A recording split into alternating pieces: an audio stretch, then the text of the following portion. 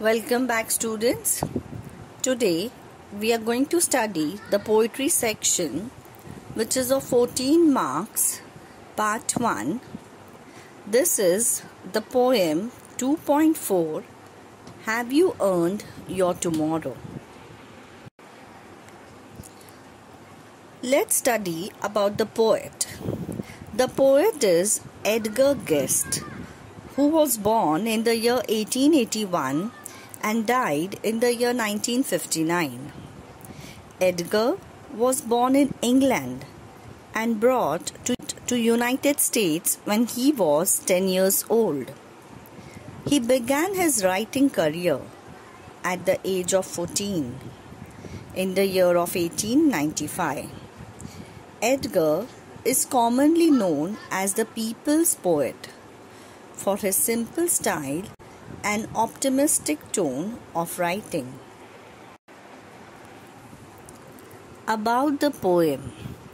Now, the poem is a very inspirational poem. The title itself, Have You Earned Your Tomorrow, is really inspirational. The speaker is asking the readers whether they have done anything to improve the life of another human being or not. The poem is in a form of question. The question is to yourself, what kind of deed you have done to spread a smile? So here the speaker, the poet, is asking the readers whether they have done anything to improve the life of another human being or not. Continuing further, it is up to you whether you will have a better future or not. You know, children, there's a famous saying, so shall you reap that you sow. So if you spread kindness, if you have good deeds, the good deeds will return back to you. Therefore, one should consider one's actions and deeds carefully and plan accordingly for a better future. Let's proceed with a brief about the poem. Now, the world is full of grief. Especially in the quarantine, people are in grief. So here, Have You Earned Your Tomorrow by Edgar Guest. It presents a number of probing questions to a reader about how they spend their days. The poem begins with the speaker asking a reader if they did anything to improve the life of another human being. He continues on to ask if the reader greeted their friends cheerfully or if instead they passed them by churlishly. It is the end of the day and time is running out to guarantee one's actions are approved by God. So that means the poet is asking, he's urging everyone to spread a smile. He's asking everyone to meet the friends cheerfully and not be just casual, because time is running out. We have to be kind, we have to be cheerful to all of us.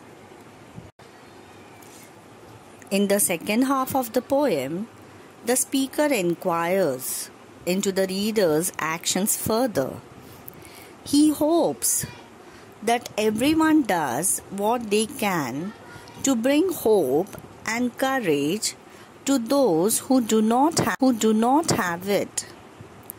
The poem concludes with the speaker reminding the reader that it is up to God whether or not you have a tomorrow. Nothing is in our hands, children. Everything is in the hands of God. So, you become an angel in someone's life. You spread a smile. If someone is sad, if someone is depressed, go and talk to that person. Go and spread a smile. Go and bring hope. Give courage to those who do not have it. Look around you. There are people, there are your friends who are sad.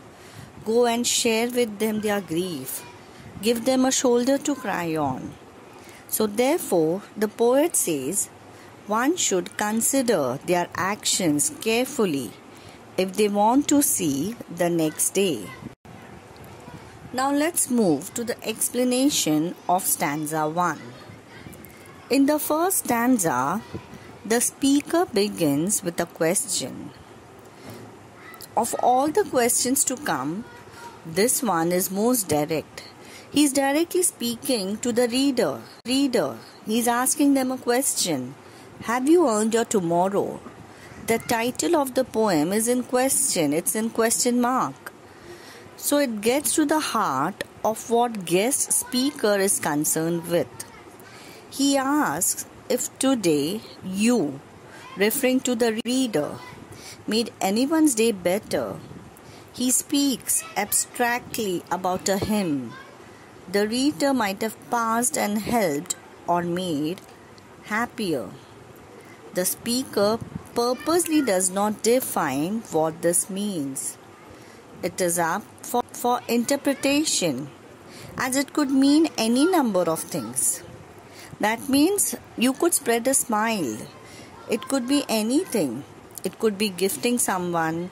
It could be just talking sweetly to someone. So he's asking, have you done anything better today for someone who is sad? So he's just asking. So stanza 1, he begins with a question and he's asking. He's referring as you. Have you made anyone happy? Have you made anyone happy by helping them? So, in the first stanza, the question is followed by a second, then later a third. The second asks the reader if there was anyone you spoke to today who remembers you. Again, this question could mean anything. The most important parts of these two questions are the emphasis on unprompted kindness and the fact that it is now the end of day. The hours are running out for you to make a positive impact. The speaker emphasizes this by asking if there is anyone to utter now a kindly word of you. So that means the writer is saying, the poet is saying, be kind. He's emphasizing on kindness. He's asking to make a positive impact. He's asking anyone to utter a kindly word of you. In the each stanza, in the each line, he's asking the question, who remembers you spoke to? Explanation of stanza 2. The second stanza begins with another question. Here, the speaker asks if any time during the day you greeted a friend cheerfully. Now, the kindness is moving inward. The speaker is also concerned with how you treat those known to you as well. So he is asking that how the people are treating you and how you are treating the people. So here again there's a question. It begins with a question. He's asking, have you greeted your friend cheerfully? And how was the friend's response towards you? So it is kindness moving inward. In the next lines, he presents the opposite and pushes the reader on their own selfish tendencies. Rather than a cheerful, heartfelt hello, the speaker asks if you were churlish or rude. This would also be marked by one's quick disappearance into the crowd and a rushing off to another task. This means, like, if someone is rude to us, we feel, why should I be sweet to him? I'm telling my friend hello and he's not even bothered to reply me back. So what happens? We feel bad and we suddenly have a distaste. So it is clear taste at the idea of treating a friend in this way. He says very clearly, it is a purely selfish way to be, as if he's hoping for the opposite response. He asks, or did you act differently? And is someone grateful for a deed you did today? The third stanza begins with a longer question, probing into any help the reader might have given to a single brother.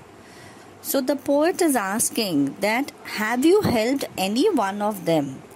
It is enough for the speaker if you were kind to one person out of the many that you passed. So the poet is urging to help, to be kind to at least one person among so many. An action like this would be sufficient to have earned your tomorrow. It is important to note how this way of thinking is connected to a number of different religions and our dependence on good deeds. We know that all religions teach us to love each other.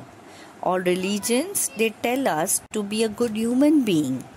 So, in the same way, the poem is emphasizing that the good deed is connected to different religions and the dependence on good deeds.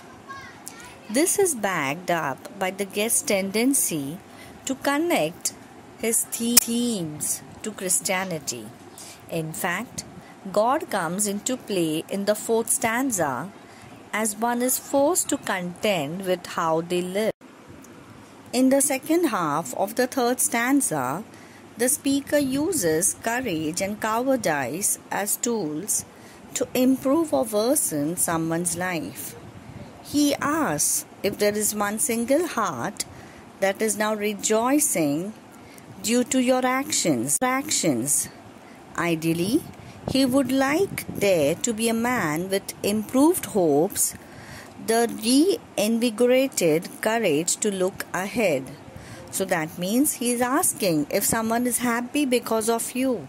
If there is one single person who is happy, who is rejoicing because of your good actions, and someone is there who is glad that you were a help to him. So the poet is asking this, that whether you were a courage or the cowardice as a tool to improve or worsen someone's life.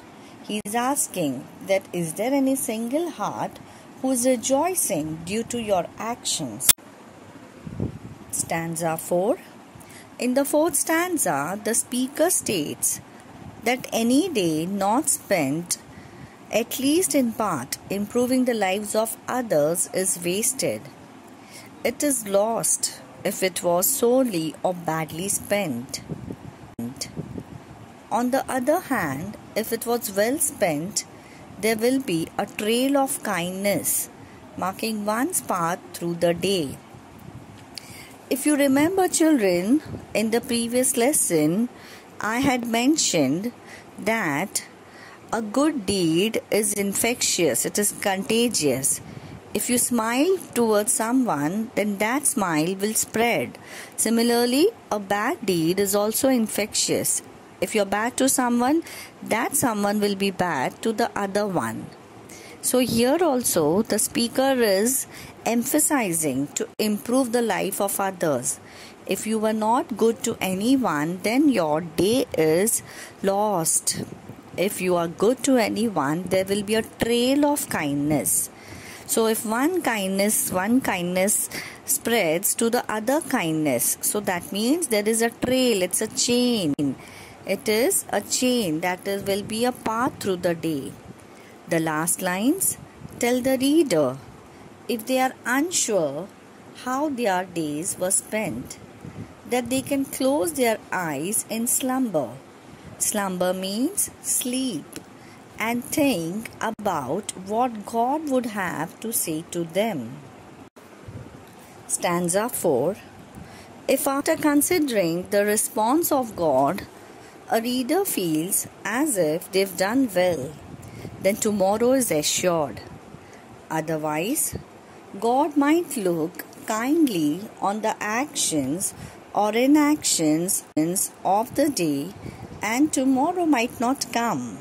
So that means God is kind to the person who is kind, and God is bad to the person who is evil. So your kind actions will definitely be a good action for you for the day and your tomorrow to come. After the explanation of the 4 stanzas, let's move on to the glossary, the difficult words. The first one is toiling time. It means time spent in hard physical work. The second one is churlish. Churlish means rude. The third difficult word is howdy, an informal friendly greeting. The fourth word is thronged. It means crowd, a large number. So students, I hope you all have understood all the 4 stanzas very clearly and nicely. I would request all of them to make a note of the entire stanzas in this PPT.